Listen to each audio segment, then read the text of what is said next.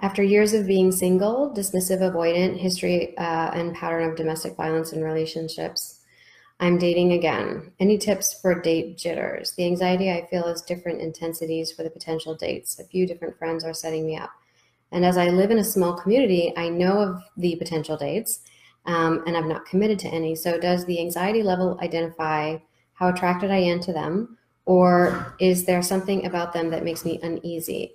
And how do I tell the difference? Or do I just trust that that will become apparent and trust myself and people more? Well, it's interesting because it's almost as if you're answering your own question, but let's dive into this a little bit more, right? So the first question is, well, first thing I want to mention is that if you feel that you've had a history of dismissive and or avoidant tendencies and you have been in domestic violence situations, I would be curious to find out if that had been prior to the DV situation, during and or after, or all of the above. Oftentimes partners who are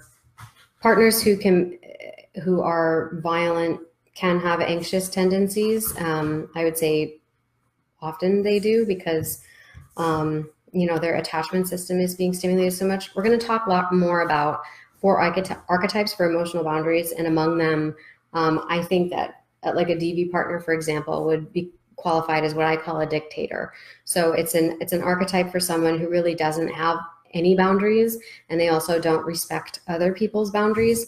They don't acknowledge them, and either they don't know that they're there, or they sort of take no as a challenge to push harder. Okay. I'm going to talk more about that in the 5-part video series we're doing this month, which I'll be posting here as well.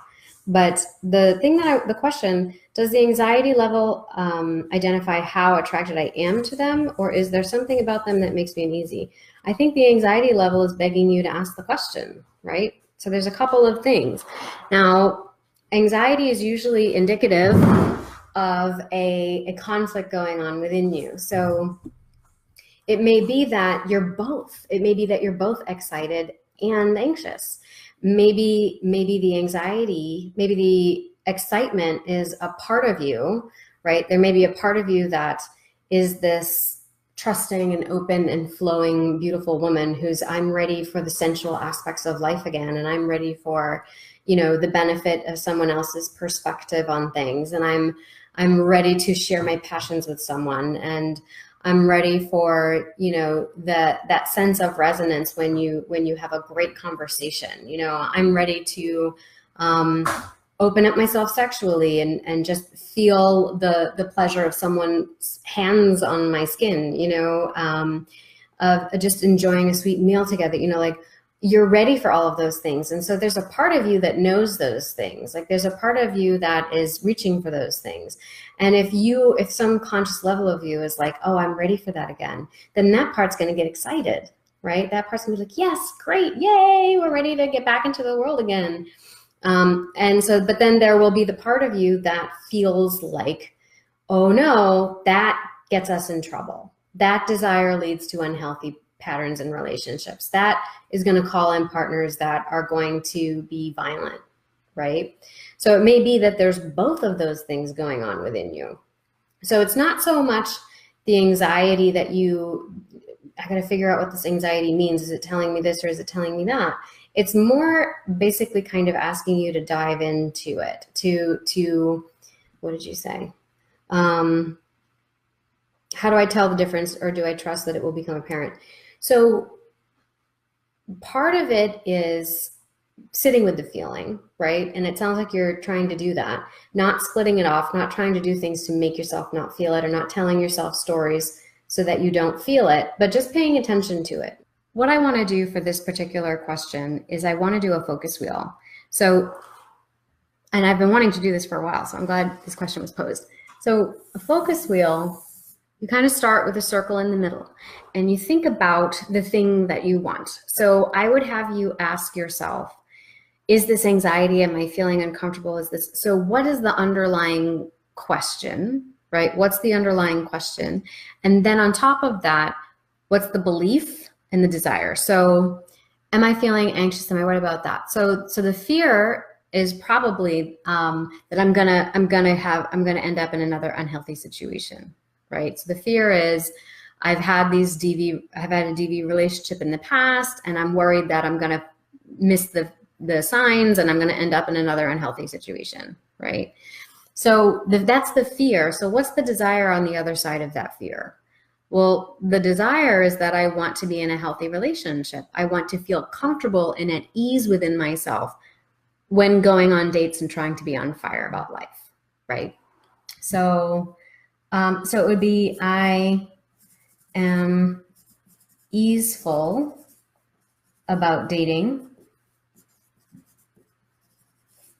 and trust my intuition, right? I'm easeful about dating and I trust my intuition. Okay, so that would be the goal, right? So now you're going to make these other wheels around it, and we're going to find our way towards that by making statements that are true for you. So when you say, I don't know, like there's this ambivalence or there's this confusion about what you may be experiencing, it's probably because there's a belief that you're carrying which says, I can't trust my intuition, right? Or my feelings got me into this mess to begin with, right? Or I'm not easeful about dating and trusting my intuition, right? So what we have to do is, if you try to jump to this without going through the wheel, then it's going to feel unnatural and it's going to feel as if it's going to backfire on you, right? It's sort of like affirmations. I talked about this last time, when you say like, I am powerful in all of this, and you feel anything but, it's just going to create more anxiety and resistance for you. So what we would want to do is create more, we want to find self-statements that are true, that can allow you to sort of ease into this belief about yourself. So I would have you ask yourself, you know, what are some positive things about yourself? What's one thing that you know that you do well? Right? One thing you know that you do well that you can do with your hands tied behind your back, and that would, you know, go in here. And then I would have you think about what's one thing that individuals have complimented you about, recognized you for, and you'd add that in there. What is something that, in past relationships, what is one thing that you know you do well in relationships, right? Add that. Anything that you have no contradiction around, no doubt about with yourself, you add that to the wheel, okay? And then other true statements like, I have these tools that Brianna's given me to help me access my inner being, and I can use those when I feel anxious or confused, right? And I don't have to know all the answers right now. I don't have to figure it out this instant. You're trying to figure it out before you've even met these people. Right? Well, I know I have a sense of who they might be. Like, just you can surrender a little bit to the experience, to being alive and in the moment, right? Because you're already jumping ahead to some kind of outcome, and that will create anxiety because it's not letting yourself live in the moment, right? But if you feel like even getting out the door to go on the date is a struggle, I'd invite you to kind of use the meditation we just did, drop in, have a conversation with that part of yourself that's a little afraid, right? And just let that part of yourself know, I got your back. I got your back. We're not ignoring our feelings this time, right? We're so much more educated than we were last time. And we're going to make this happen. We're not going to make any hasty decisions.